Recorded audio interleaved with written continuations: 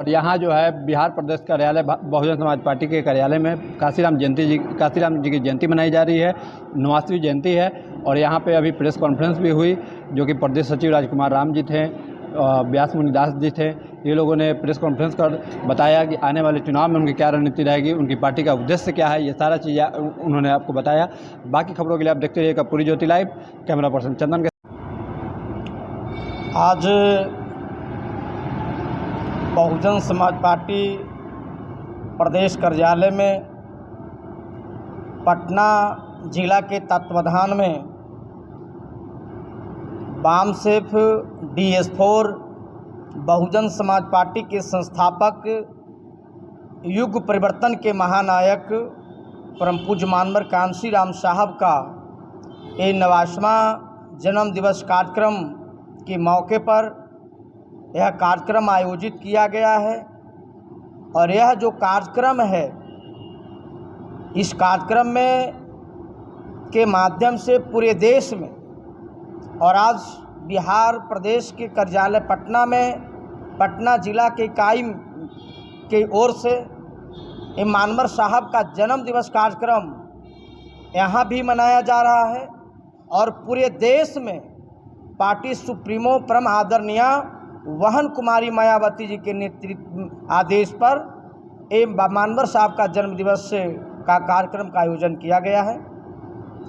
Sir, अभी 2024 में जो चुनाव होगी तो क्या मायावती जी की सरकार, मतलब जो भी है बिहार में, क्या 2024 में ये उतारेंगी अपनी पार्टी को? प्रत्याशी अपने उतारेंगे क्या? परम आदरणीय वहन कुमारी मायावती जी इस स्टैंड को पहले ही क्लियर कर चुकी हैं और बीते सालों में भी, बीते चुनावों में भी बिहार प्रदेश के सभी जो लोकसभा के सीट है, उस सीट पर बहुजन समाज पार्टी की प्रत्याशी चुनाव मैदान में पूरे दमखम के साथ उतरी थी। और माननीय बहन जी ने इस बार भी ऐलान किया है कि 3800 लोकसभा क्षेत्र में सीट से बहुजन समाज पार्टी के प्रत्याशी चुनाव मैदान में होंगे। सर, ये बताइए मुझे, बिहार में अभी बहुजन समाज पार्टी अभी किस तरीके का काम कर रही है? बहुजन समाज पार्टी का जो कार्य है, बहुजन समाज पार्टी का जो मिशन है, बहुजन समाज पार्टी बिहार ही नहीं पूरे देश में सामाजिक परिवर्तन और आर्थिक मुक्ति चाहती है। और इसके तहत जो समाज के अंतिम पैदान पर जो खड़े व्यक्ति हैं, जिनके जीवन स्तर में बदलाव नहीं आया, जिनको सामाजिक परिवर्तन का लाभ नहीं मिला, जो आज भी बुनियादी सुविधाओं से महरूम है। क्या लगता है सर, 2025 में 243 सीट पे बहुजन समाज पार्टी क्या उतरेंगी? बहुजन समाज पार्टी निश्चित रूप से 243 विधानसभा सीट पर न केवल उतरेगी, इस बार परम आदरणीय बहन कुमारी मायावती जी के नेतृत्व में पूरे बिहार में बेहतर प्रदर्शन होंगे। और हम इस रूप में उतरेंगे कि हमारी पार्टी आने वाले चुनाव में किंग मेकर की भूमिका में होगी। हमारी सरकार बनेगी, हमारी सरकार नहीं बनेगी तो हमारे बगैर किसी की सरकार नहीं बनेगी। मतलब कि आप गठबंधन के साथ जा सकते हैं? एक गठबंधन माननीय बहन जी के नेतृत्व का हिस्सा है। बीजेपी के साथ या आरजेडी के साथ? इसका माननीय बहन जी से जुड़े हुए सवाल हैं, ये बहन जी देखती हैं। हम लोग कार्यकर्ता हैं, बहन जी के अनुयायी हैं। बहन जी का जो आदेश होगा हम लोगों के सर आंखों पर होगा। ये बहन जी के लिए आपका प्रमुख मुद्दा क्या है? बहुजन समाज पार्टी का जो आज की तारीख में जो मुख्य मुद्दा है, जो मानवर कांशीराम साहब ने अपने जीवन का एक एक पल, एक एक क्षण बहुजन समाज को दिया, उनकी मुख्य मुद्दा थी सामाजिक परिवर्तन और आर्थिक मुक्ति। बिहार में जहाँ तक सवाल है तो बिहार में बड़े पैमाने पर बेरोजगारी चरम पर है, हमारी बेटी बहुएं सुरक्षित नहीं है। यह वर्तमान सरकार तमाम मोर्चों पर विफल है। देश में अपराध की घटनाएं लगातार घट रही है और इसको लेकर के जो किसान की जो समस्या है, इन तमाम मुद्दों को लेकर के बहुजन समाज पार्टी बड़े पैमाने पे आंदोलन को लेकर के उतर रही है। बिहार में कहीं नहीं दिख रहा है बहुजन समाज पार्टी अभी कुछ नहीं कर रही है। बहुजन समाज पार्टी एक मिशनरी पार्टी है।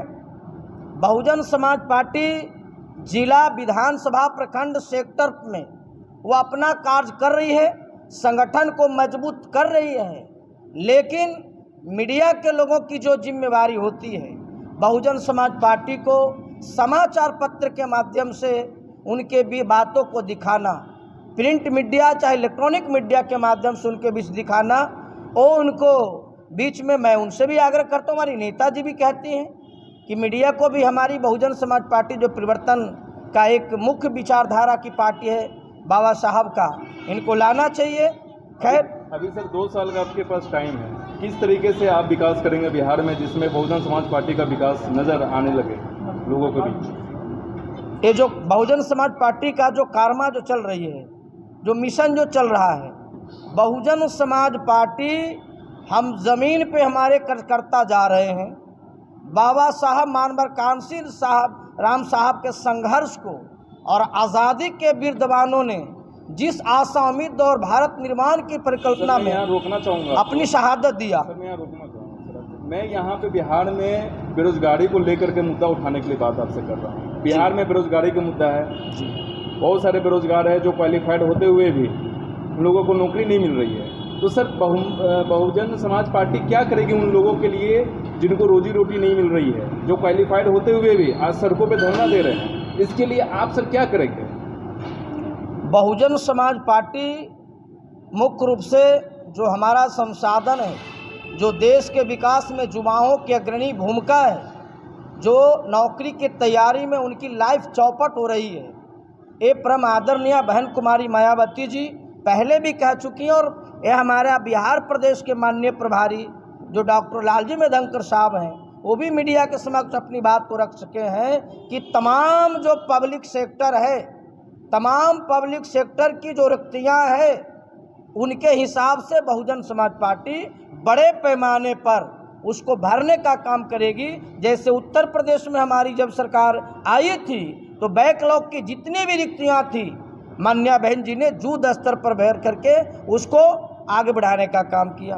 उत्तर प्रदेश एक ऐसा राज्य था जहाँ पे SC ST का कोई भी रिजर्वेशन का सवाल ठेकेदारी में नहीं था। मान्या बहन जी ठेकेदारी में SC ST को भी रिजर्वेशन करके उसको भी आगे बढ़ने का मौका दिया। रोजगार के बहुत सारे क्षेत्र हैं। सर अगला मीटिंग आपका कब होगा? ये आज होने के बाद फिर 6 महीने बाद होगा मीटिंग या फिर? अगला मीटिंग प्रदेश की बैठक होती है, माननीय बिहार के प्रभारी हैं डॉक्टर लालजी मेधंकर साहब। क्या कहना है EWS आरक्षण पे, क्या कहना है? हमारा EWS आरक्षण हम उसके विरोध में नहीं, हमारी नेता विरोध में है।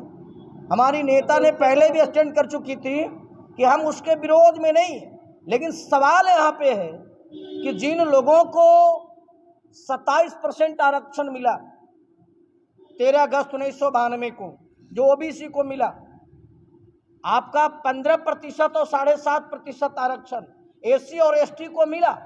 आरक्षण तो मिला, लेकिन आरक्षण का लाभ उन लोगों को आज तक नहीं मिल पाया। एक केवल चुनावी जुमला रही। आरक्षण को हमने जिंदा करके रखा, वोट बैंक के रूप में इस्तेमाल किया।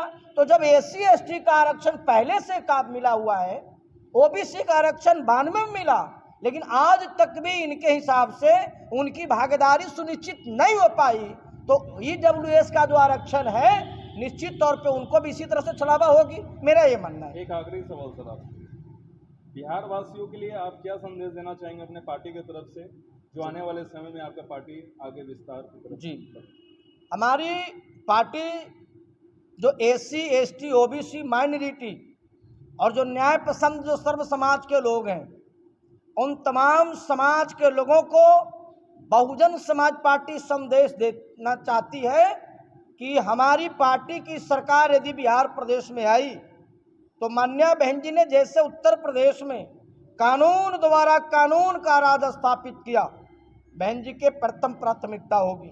दूसरी प्राथमिकता जो बड़े पैमाने पे युवाओं का भविष्य जो चौपट हो रहा है, बड़े पैमाने पर बहन जी इसके लिए नीतियां तैयार करके उनको रोजगार से जोड़ने का काम करेंगी। महिलाओं को सुरक्षा का गारंटी होगा। देश के विकास में जो किसानों की जो अग्रणी भूमिका होती है, बहुजन समाज पार्टी निश्चित तौर पे किसान को हितों को ध्यान में रखकर आर्थिक नीतियां तैयार करेगी, जिससे किसी के साथ कोई भेदभाव नहीं होगा। वह फिर सामाजिक परिवर्तन आर्थिक मुक्ति का जो नारा था उसको माननीय बहन जी साकार करेंगे। ये हमारी पार्टी का आप अपना परिचय दे दीजिए। मैं व्यास मुनिदास, प्रदेश महासचिव व जोन इंचार्ज बिहार प्रदेश। सर, आज मानवर काशीराम साहब की जयंती है, क्या कहेंगे? सबसे पहले मैं आप लोग का नमस्कार धन्यवाद दूं कि आज मानवर काशीराम साहब के जन्मदिन पर आप लोगों ने बहुजन समाज पार्टी बिहार प्रदेश कार्यालय में आप उपस्थित हैं। आज मानवर काशीराम साहब का जो 89वां जन्मदिन है, इस जन्मदिन पर हमारा संदेश होगा। मानवर साहब कहा करते थे कि इस देश में जो हर चीज़ से पिछड़ा हुआ समाज को, जो अल्प जन समाज है, उसको जोड़ करके बहुजन बना करके और इस देश में वोट के आधार पर इनकी सरकार बना करके, और जो समाज सदियों से जो पीछे है, जिनके रहने के लिए घर नहीं है, खेती के लिए ज़मीन नहीं है, नौकरी की व्यवस्था नहीं है, सरकार बना करके बड़े पैमाने पर दिया जा सकता है। जैसे आज बिहार में देख लीजिए, बिहार में लगभग 60% लोग 2 रूम की व्यवस्था नहीं है, रहने के लिए यहाँ ज़मीन नहीं है। कहीं गरमजरुआ में गरीब अगर घर बना लिया तो लोग कहता है कि अतिक्रमण में है, लेकिन यही बिहार में लगभग 70 लाख एकड़ भूदान की ज़मीन है। भूदान आंदोलन की ज़मीन अगर यहाँ बिहार में बड़े भाई और छोटे भाई की जो सरकार 35 वर्ष से चला रहे हैं, अगर ईमानदारी पूर्वक यह गरीब के लिए काम किए होते तो आज यह ज़मीन बंटवारा करके और यहाँ के गरीब को रहने के लिए यहाँ ज़मीन मिला होता। जैसे उत्तर प्रदेश में बहन कुमारी मायावती की जो सरकार बनी, उस सरकार में बड़े पैमाने पर ज़मीन की आवंटन हुई और आज वहाँ लगभग 95% है ऐसे लोग हैं उत्तर प्रदेश में जिनके रहने के लिए ज़मीन, खेती के लिए ज़मीन वहाँ की सरकार बहन जी ने दिया। तो बिहार में भी अगर हमारी बहुजन समाज पार्टी की आगे आने वाली जो समय है, क्योंकि जिस हिसाब से हमारी जो आंदोलन चल रहा है, गुरिल्ला आंदोलन है, जो 365 दिन लगातार हम लोग काम कर रहे हैं, यह आंदोलन का परिणाम होगा कि आगे आने वाला जो 2024 और 25 का जो इलेक्शन है, 24 में निसंदेह रूप से हम लोग बहुजन समाज पार्टी का बहन कुमारी मायावती जी को यहाँ से सांसद जिता करके और बहन जी को प्रधानमंत्री बनाने के लिए हम लोग समर्पित हैं। लगातार यहाँ हम लोग कार्यरत हैं। 2025 में हमारी सरकार बनाने के लिए अगर हो सके हमें डायरेक्ट सरकार अगर न भी बने, लेकिन हमारे बगैर किसी का सरकार न बनेगा। और जो आज बड़े भाई और छोटे भाई की जो सरकार बन रहा है, उस स्थिति में मजबूरी करके और हम बिहार वासियों को लगभग जो 60% जिनके पास रहने के लिए ज़मीन नहीं है, उनके घर और ज़मीन देने के लिए तत्पर रहेंगे। राजकुमार राम, बहुजन समाज पार्टी बिहार प्रदेश सचिव। विश्व का गुरु है और यहाँ सारी संपत्ति भरा हुआ है, तो फिर हमारे लोग जो है अभावग्रस्त क्यों हैं? ये दूसरा हमारा बात है कि हमारे देश के जो मुखिया हैं, प्रधानमंत्री, वो पूरी दुनिया में घूमते हैं और घूम करके ये बताते हैं कि हम भारत के लोगों को 81 करोड़ लोगों को मुफ्त में भोजन दे रहे हैं। हम ये जानना चाहते हैं, क्या उसकी जीवन जो है 5 किलो चावल और 5 किलो आटा पर निर्भर कर रहा है क्या?